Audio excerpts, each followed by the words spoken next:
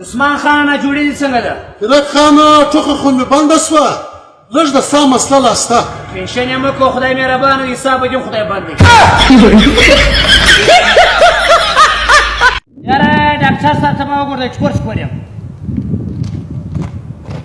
یاره ځوانه ایمان دې درګېډه دې غیرت ډاکټر صاحب ته ما وګوره دی تک شین یم. ولې خانه څه دې کېږي؟ هر هفته مې معاینه ویې. او ډېر خوش نصیبه یم هره ورځ. شکر صاحب تا دا چاشتونه د ورځې 3 واره څښه. و دا به 3 واره څښي انشاءالله بیا کار کېږي. پیر صاحب هغې ساش تعویض راکړه چې پر نجونو اثر وکړي. یاره دا د څاښ د تعویض کار نه دی بغیر ایزي لوډه.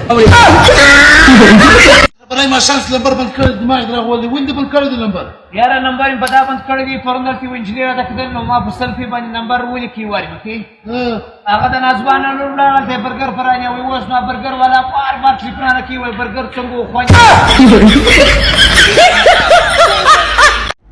دا ستا مریضان سبا راوله نن د ما سره پښې مسته شوه دغه ډېر د مریضان ډېر دي. ډاکټر صاحب ته دا زما ورور وګوره دا ورځ په ورځ کمزوري کېږي. څه کېږي زړګیه دا څه ته راسوی دا ولې کمزوري دي که څه یو شي تاثیر نه پکوي. واده یې کړی دی؟ بیا واده یې نه دی کړی.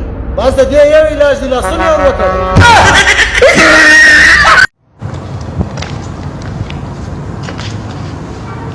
پیر صاحب د لرې نظر مې کمزوری دی. او هغه وینې هغه چیش دی؟ هغه نمر دی. نو دا خلاصه په رښتیا وینې که څه ټاکل؟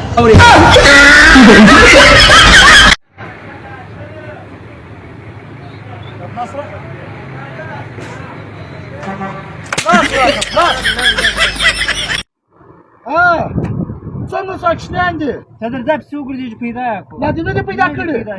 ته راځه ته وګوره هغه سړی ولاړ دغه څه به پوښتنه وکړو.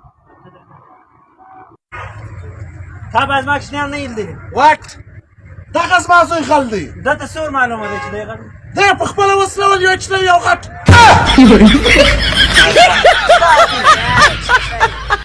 یاره عثمانه دا ولورونه بیخي ډېر ګران شو. و یاره موږ هم پریشانه کړي. ماما واده دې وکړي. یا به نجلۍ د اوسه نه ده پیدا سوې. تا خو زه د 30 کال والا سره واده کوم. و یاره نه پیدا کېږي. په 30 کال والا نه شو پیدا بیا. بیا مجبور یم دې 15 والا به پیدا کړم.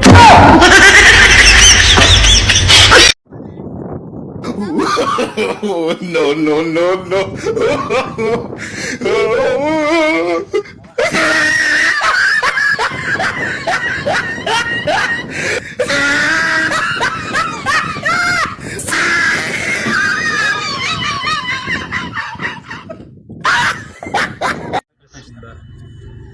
ور څه پکې استاده سم کښېنه تا څه چینجی خورې؟